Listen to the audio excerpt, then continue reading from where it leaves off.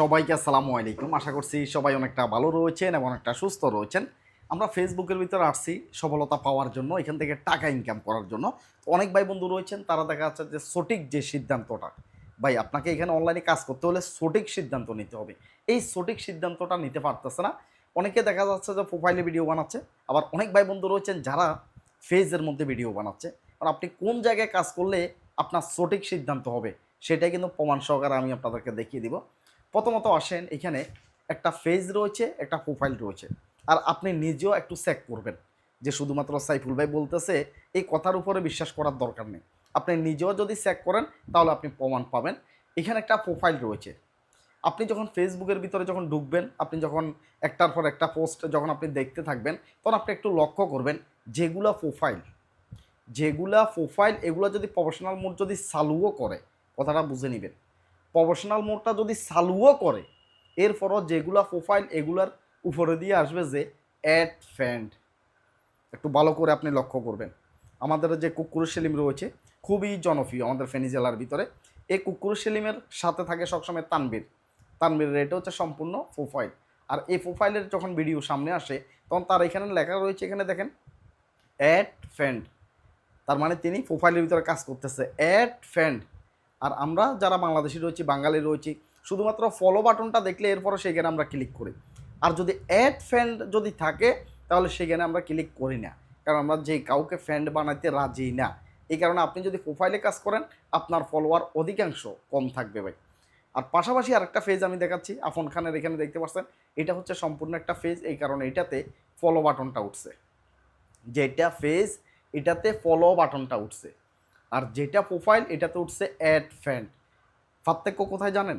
যেটা ফেস এটাতে million million follower চলে আসবে, যেটা ফেস এটাতে ফলোয়ার্সতে মানে আপনার বেশি দিন সময় লাগবে না, lakh lakh follower, million million follower পর্যন্ত হয়ে যাবে যেটা ফেজ এটাতে। কারণ মানুষের যে ফলো বাটন রয়েছে, মানুষের ফলো বাটনটা ভালো করে বুঝে, এই ফলো বাটনে ক্লিক করে কিন্তু মানুষ ফলো করে একটা ফেসকে।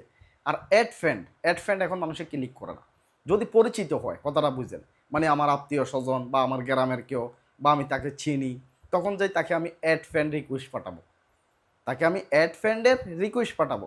আর যখন আমি তাকে চিনি না, তখন এখানে অ্যাড ফ্রেন্ডের উপরে ক্লিক করার প্রশ্নই আসে না। ঠিক এই পার্থক্যটাই রয়েছে, বুঝে নেবেন। এই কারণে প্রোফাইলের চাইতে হাজার হাজার গুণ উত্তম হচ্ছে একটা পেজ। আরেকটা উদাহরণ দিচ্ছি আমি ভাই। ফেসবুকে প্রথমত এই প্রোফাইলটাকে তৈরি করছে যে ফ্রেন্ড একজন ফিক্সার আরেকজনে দেখবে, একজন আরেকজনের সাথে বন্ধুত্ব করবে, এটা হচ্ছে একটা প্রোফাইলের কাজ।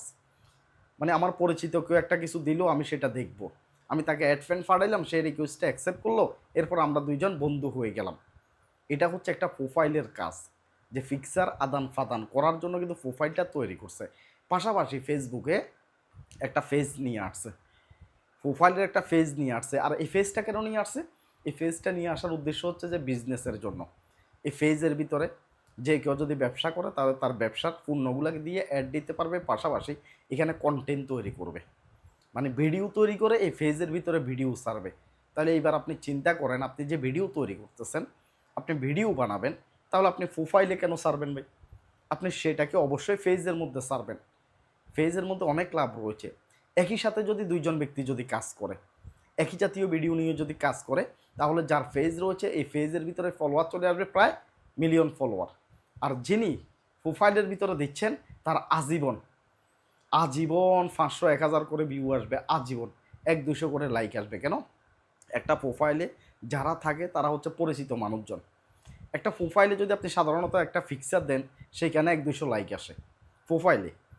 আপনি যদি প্রোফাইলে একটা ভিডিও ছাড়েন, এটার ভিতরে 1 2000 ভিউ এমনি সাধারণভাবে আসবে, কারণ এখানে যারা রয়েছে এগুলো হচ্ছে সম্পূর্ণ আপনার ফ্রেন্ড। এই গণ্ডিটা আপনি সহজে পার হইতে পারবেন না, প্রোফাইলের যে গণ্ডিটা রয়েছে। এখন আপনি প্রশ্ন করতে পারেন, যখন আপনি একটা ফেজ খুলবেন, ফেজের ভিতরে প্রথমত দেখা যাচ্ছে যে কোনো ফলোয়ার থাকে না, ফেজের ভিতরে কোনো ফলোয়ার নাই। আপনি যখন একটা ভিডিও দিচ্ছেন, সেই ভিডিওতে ভিউ আসতেছে না, কোনো লাইক কমেন্ট কিচ্ছু আসতেছে না, প্রথম অবস্থার কথা। আপনি ফেজে যদি ভিডিও দেন, ফিক্সার দেন, আপনি ডিমোটিভেট হয়ে যাচ্ছেন, দৌড়ো এখানে ফেজের ভিতরে ভিডিও দিচ্ছি, ফিক্সার দিচ্ছি, এগুলো কেউ দেখতেছে না, একটা লাইকও নাই, একটা কমেন্টও নাই। পাশাপাশি যদি আমি একটা প্রোফাইলের ভিতরে যদি ভিডিও দিচ্ছি, তাহলে সেই ভিডিওটার ভিতরে ভিউ চলে আসতেছে প্রায় 2-3 হাজার ভিউ, অনেকগুলো লাইক চলে আসতেছে। আপনার ভুলটা এই জায়গায়, আপনার ধারণার ভিতরে আপনার ভুলটা হয়ে যাচ্ছে।